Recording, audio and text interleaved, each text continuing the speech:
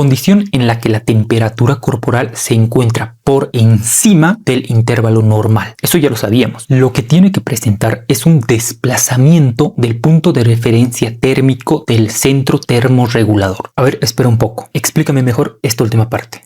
Recordemos que en el hipotálamo existe una estructura que controla la temperatura corporal central y se llama centro termorregulador y tiene un rango normal de 36 a 37.5 grados centígrados. Ahora, cualquiera que sea el motivo que aumente ese punto de referencia o aumente ese rango normal es a lo que llamaremos fiebre. Entonces veamos cómo se modifica ese punto de referencia. Existen diferentes mecanismos. Primero, dejemos claro que cuando a nuestro cuerpo ingresa algún microorganismo, me refiero a virus, bacterias, hongos, parásitos, su simple presencia provocará una reacción. Las proteínas diferentes que se encuentran en su estructura provocarán una reacción. Y por otra parte, hay algunas bacterias que presentan toxinas, a las que llaman toxinas bacterianas. De los gram negativos son los lipopolisacáridos y de los gram positivos las enterotoxinas. A todos estos elementos los llamaremos pirógenos exógenos. Exógenos porque vienen del exterior. El cuento inicia así.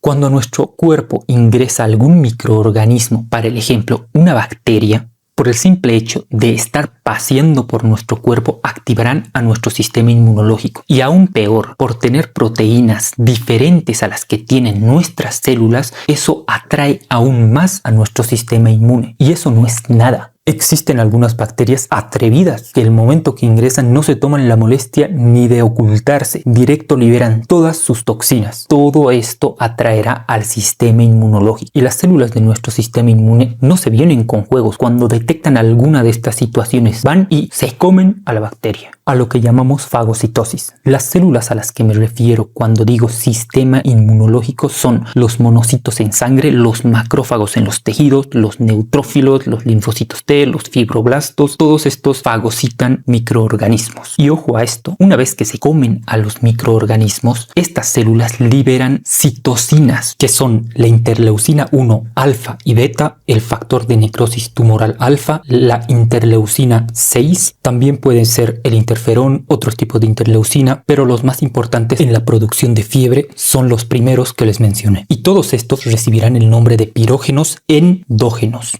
Entonces no confundamos, los pirógenos exógenos vienen del exterior y los pirógenos endógenos son liberados por nuestras células del sistema inmune. Estos pirógenos endógenos viajarán a través de la sangre hacia el cerebro, pero no podrán ingresar porque existe una barrera llamada barrera hematoencefálica y estas citocinas no logran atravesarla. Pero las células de esa pared vascular, llamadas células endoteliales, detectan el aumento de estas citocinas, sobre todo de la interleucina 1b. Pero suelen preguntar cuál es el lugar exacto donde ocurre todo esto, y es a nivel de las células endoteliales del órgano vasculoso de la lámina terminalis. Repítanlo, órgano vasculoso de la lámina terminalis, o por sus siglas OVT.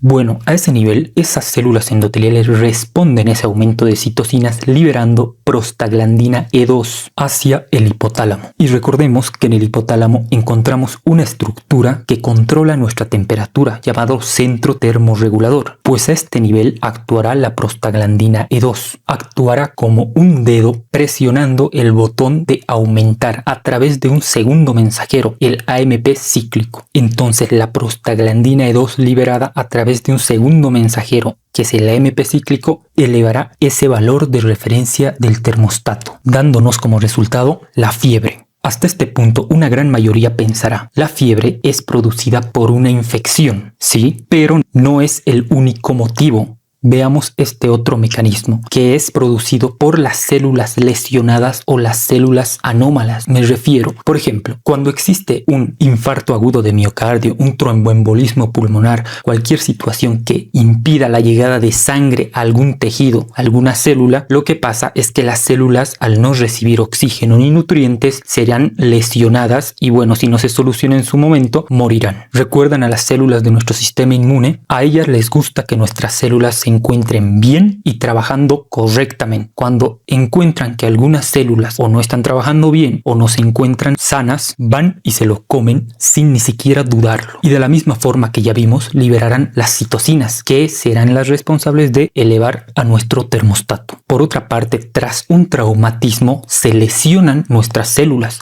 Es lo que muchas veces ocurre tras una cirugía. El traumatismo que generó las incisiones, las disecciones o lo que se haya hecho dentro de la cirugía conlleva la lesión de estas células, produciendo fiebre los primeros 3 días postquirúrgicos debido a la lesión y no así a un cuadro infeccioso. Y por otro lado están las células anómalas, a las que llamamos neoplasias. De igual forma, nuestro sistema inmune, cuando detecta estas células anómalas, las atacará y liberará las citocinas de las que ya hablamos. Pero en algunas leucemias, en la enfermedad de Hodgkin, no esperan a que nuestro sistema inmune los ataque, sino esas mismas células liberan unas sustancias químicas que actúan como si fueran pirógenos endógenos. No lo son, pero actúan como si los fueran. De la misma forma, son detectadas por las células endoteliales del órgano vasculoso de la lámina terminalis para liberar prostaglandina 2 y que a través de su segundo mensajero, el AMP cíclico, aumente ese valor de referencia de nuestro termostato. Como ven, son diferentes los caminos que producen la fiebre. Incluso situaciones en las que nuestras células inmunológicas se vuelven locas, atacan a nuestras células sin necesidad de que estén dañadas, a lo que llamaremos las enfermedades inmunológicas.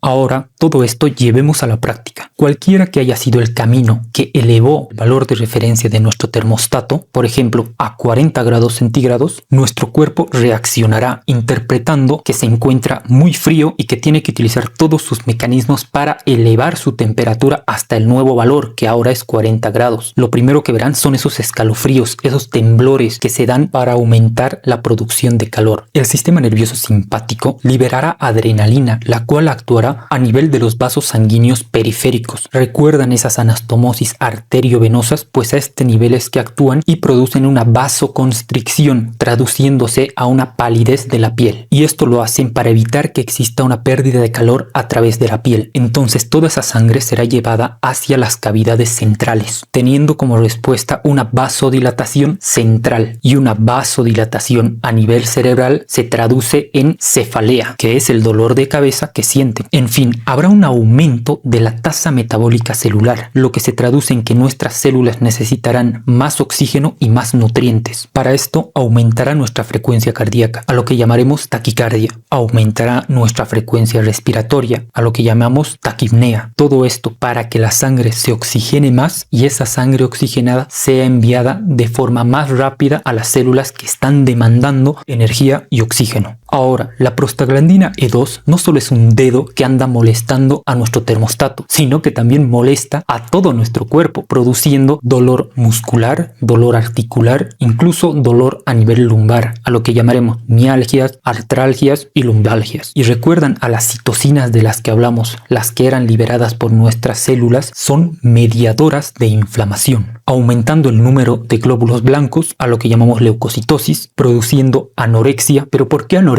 Porque nuestro cuerpo necesitará energía para defenderse. Si recordarán, para que nuestro aparato digestivo funcione, necesita gran cantidad de energía para la digestión, absorción, almacenamiento. Entonces, en este momento no queremos gastar energía en eso, sino guardar esa energía para las funciones inmunológicas. Y por otra parte, estas interleucinas son las que nos producen ese malestar general. Ahora, en un momento de la fiebre, se produce una sudoración excesiva, una diaforesis, que nos da como resultado una pérdida de líquido. A esto hay que aumentar la taquipnea, ese aumento en la frecuencia respiratoria, que también nos produce una pérdida de líquido a través de la respiración. Entonces, tanto la diaforesis como la taquipnea nos lleva a una deshidratación. Como pueden ver, todo lo que tú podrás observar en un cuadro febril tiene un porqué. Adelantándonos un poco, los fármacos que utilizaremos para disminuir la fiebre, a lo que llamamos antipiréticos, actuarán sobre la prostaglandina E2. Entonces, si se rompe ese dedo que molesta al termostato, no habrá el aumento en el punto de referencia, por ende no habrán esos síntomas que son la respuesta a los mecanismos de producción de calor. Y claro, también disminuirán las mialgias, artralgias, lumbalgias, porque está disminuyendo quien los produce, que es la prostaglandina E2. Ordenemos todo esto. Entonces ya vimos que los microorganismos, las toxinas que liberan algunas bacterias, son los pirógenos exógenos porque vienen del exterior. Entonces cuando ingresan a nuestro cuerpo activan al sistema inmune y el sistema inmune libera los pirógenos endógenos. Pero existe otro camino, el de las células lesionadas o las células anómalas. Y de la misma forma activan a nuestro sistema inmune y liberan los pirógenos endógenos. Y vimos también que enfermedades inmunológicas volvían locas a nuestras células y liberaban los pirógenos endógenos. Ahora, estos pirógenos endógenos viajaban hasta la barrera hematocefálica justo al órgano vasculosum de la lámina terminalis.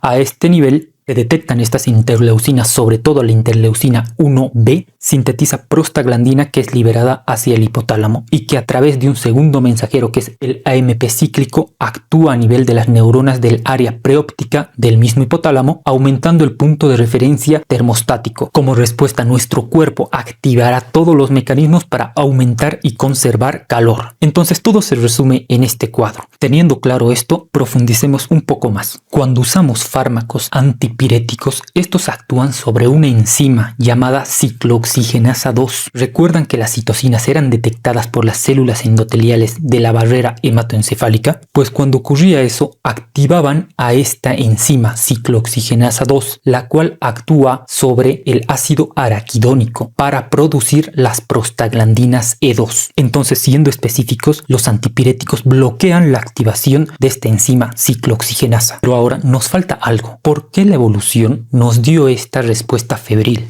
¿Cuál es el propósito de la fiebre? Y esto llamó aún más la atención. Tras un estudio en el cual se inhibía esta respuesta febril, se vio que en esas personas una simple infección se complicaba, incluso pudiendo llevar hasta la muerte sin un tratamiento. Y sacaron las siguientes conclusiones. Cuando un microorganismo ingresa al cuerpo, la temperatura normal a la que nos encontramos para ellos es un paraíso. Se encuentran tan cómodas que empezarán a reproducirse y a crecer. Pero cuando aumenta nuestra temperatura, a ellos les molesta y les dificulta el poder reproducirse. Por otra parte, se vio que mejoraba la función inmunitaria, aumentando la proliferación de los linfocitos T y muchos otros mecanismos. Pero en fin, se vio que la fiebre no era dañina, solo cuando no excedía los 40 grados. Por encima de los 40 grados se vio que existe más perjuicios que beneficios. Incluso por encima de los 42.2 grados se vio que ya existe un daño celular, una destrucción celular. Y una destrucción celular produce acidosis, hiperpotasemia. Tengan claro que dentro de la célula el nivel de potasio es elevado. Entonces cuando se rompe, todo ese potasio es liberado hacia el intersticio. Y con el potasio no juguemos, porque en un momento puede causar la muerte. Ahora les daré unos valores que suelen preguntar. Por cada grado centígrado por encima de 37 grados hay un aumento del 7% en la tasa metabólica celular. Aumentará la frecuencia cardíaca en 10 latidos por minuto y la frecuencia respiratoria en 5 ciclos por minuto. Por cada 1 grado centígrado por encima de 37. Entonces, si se elevan 2 grados por encima de 37, aumentará la tasa metabólica celular en 14%, la frecuencia cardíaca en 20% y la respiratoria en 10%. Cuando hablo de un aumento en la tasa metabólica celular, me refiero a que las células aumentarán en su funcionamiento y para eso necesitarán más oxígeno, entonces aumentará la demanda de oxígeno. Si todas estas células necesitarán más oxígeno, llegará un punto en el que el oxígeno no alcance para las necesidades de los órganos principales, por ejemplo, del cerebro, produciendo una hipoxia cerebral, manifestándose como confusión y delirio. Y se vio que esto pasaba mayormente cuando se superaba los 40 grados centígrados. Esto en una persona joven, pero en un adulto mayor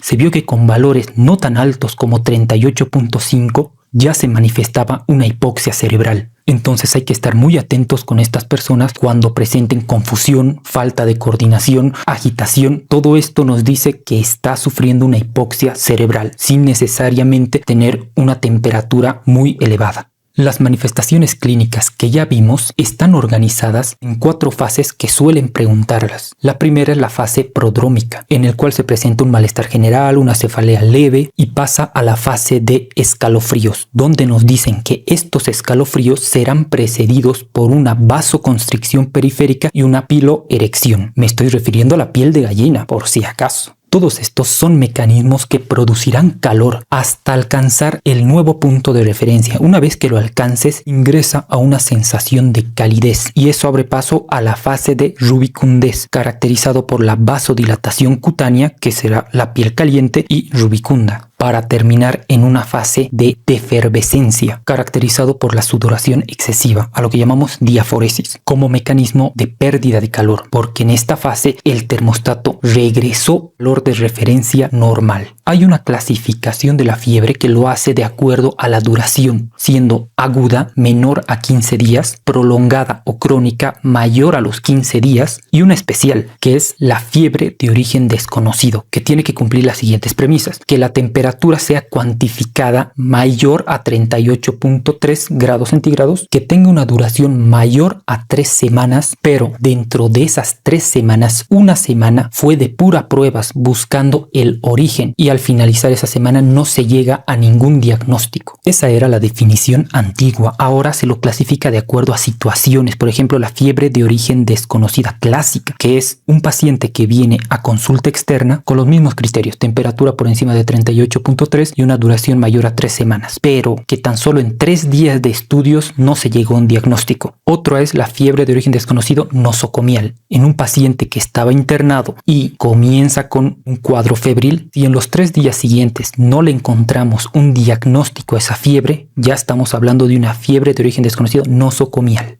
Y otras situaciones asociadas a neutropenia, que son en pacientes que tienen neutrófilos por debajo de 500 por microlitro, otros asociados al virus de la inmunodeficiencia humana, que es otro mundo. Entonces, para finalizar, ¿recuerdan esta definición de fiebre? Condición en que la temperatura corporal se encuentra por encima del intervalo normal. Si ven, la definición de hipertermia es la misma. Condición en la que la temperatura corporal se encuentra por encima del intervalo normal. ¿Cuál es la diferencia ahora? La fiebre viene con un desplazamiento del punto de referencia térmico del centro termorregulador, todo lo que estuvimos hablando, mientras que la hipertermia sin desplazamiento del punto de referencia térmico del centro termorregulador. Entonces la hipertermia estará dado por 3 factores: un ambiente excesivamente caliente, por ejemplo, salir un día muy caluroso a mediodía y estar mucho tiempo bajo el sol directo. Otra es un aumento en la producción de calor, y no por órdenes de nuestro termostato, sino por otras situaciones, por ejemplo, contracciones musculares involuntarias o incluso el uso de algunos fármacos como las hormonas tiroideas exógenas, que aumentan el metabolismo y por ende la producción de calor. Y el último es que nuestros mecanismos de disipación de calor sean ineficaces, sobre todo por el uso de algunos fármacos. Si recuerdan, la diaforesis es controlada por el sistema nervioso simpático a través de su neurotransmisor acetilcolina. Entonces, fármacos como anticolinérgicos bloquean este mecanismo de pérdida de calor. Por otra parte, los fármacos simpático-miméticos actúan como si fueran el sistema nervioso simpático, produciendo vasoconstricción periférica, dificultando la pérdida de calor. En la hipertermia verán 3 situaciones. Uno es el calambre por calor. Otro, el agotamiento por calor. Ambos se dan por la pérdida de sales y agua. Y el último es el golpe de calor. Y esta es una situación que muchas veces lleva a la muerte, ya que la temperatura corporal aumenta tanto y nuestros mecanismos para disipar ese calor no son suficientes para hacerlo, empieza a producirse un daño celular a todo nivel. Entonces, en la hipertermia no nos sirve de nada utilizar fármacos antipiréticos porque el termostato no ha sido tocado. Lo único que podemos hacer es modificar el ambiente en el que se encuentra, llevarlo a un ambiente que se encuentre más frío, utilizar medios físicos para que acelere la pérdida de calor, y en este punto se encuentra totalmente descartado la opción de sumersión completa en agua fría, por 2 motivos. Contacto directo a un elemento muy frío producirá una vasoconstricción, entonces nos dificulta aún más la pérdida de calor. Y por otro lado, recuerden que el hipotálamo tiene receptores periféricos. Si estos son estimulados, mandan una señal interpretada como si se encontrara en un ambiente muy frío. Como respuesta, ahora sí el hipotálamo empezará a mandar señales de producción de calor, aumentando aún más la hipertermia. Entonces hay que tener mucho cuidado en el uso de los medios físicos para bajar el calor, siendo solo un poco más fríos que la temperatura corporal. Y es muy importante la hidratación, reponiendo todo ese líquido que fue eliminado en forma de sudor. Y por supuesto, si hay algún fármaco que esté contribuyendo a esta hipertermia, por ejemplo la levotiroxina, que es la hormona tiroidea externa, los anticolinérgicos que afectan la diaforesis, o los simpático-miméticos, que actúan sobre los vasos sanguíneos periféricos produciéndonos una vasoconstricción. Todos estos fármacos dificultan la pérdida de calor, así que si se encontraran presentes debemos suspenderlos. Y esos son los pasos que podríamos seguir para el tratamiento de la hipertermia. Ahora no les mentiré, esto sí será lo último. La hipertermia maligna es un trastorno genético autosómico dominante que produce una liberación indiscriminada de calcio a nivel intracelular. Me refiero a los músculos, al retículo sarcoplásmico, dándonos como resultado una contracción musculoesquelética descontrolada, la cual nos llevará a un estado de hipermetabolismo y una gran producción de temperatura corporal. Ahora, ¿cuándo ocurre esto? Una gran mayoría como respuesta a ciertos anestésicos, sobre todo halogenados como el alotano o algún relajante muscular despolarizante como la succinilcolina. Entonces esta situación puede ocurrir en un ambiente quirúrgico, pero ese no será el único motivo. También se desencadenaba en situaciones de estrés, tras un traumatismo, una infección, incluso haciendo un ejercicio intenso. Era suficiente para desencadenar esa respuesta anómala. Entonces, si nos encontramos en una cirugía, que es donde podemos ver esta situación, lo que debemos hacer es disminuir la temperatura a través de medios físicos, teniendo especial cuidado en evitar esa contracción vascular periférica de la que ya hablamos. Tenemos que estar preparados con un apoyo cardiovascular y el fármaco que utilizaremos será un relajante muscular que bloquee la liberación de calcio, que es el dantroleno. Como ven, temas tan simples como estos tienen varios matices por detrás y es necesario tener claro esos conceptos básicos para poder diferenciarlo de forma rápida en nuestra práctica médica.